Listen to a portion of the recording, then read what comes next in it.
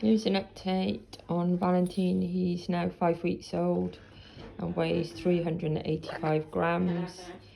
His weight is starting to slow down now, and he's taking around 35 to 40 ml per feed every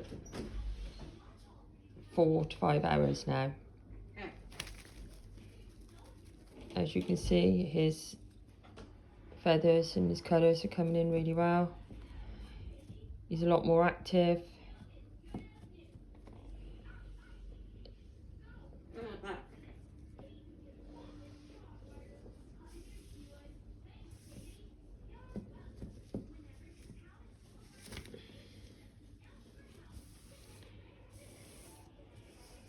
Starting to get around a lot more now.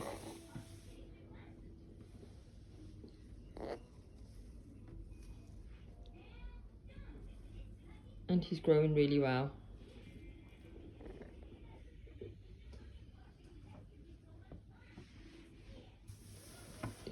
It's actually hard to believe that this little baby weighed 9 grams at hatch just 5 weeks ago.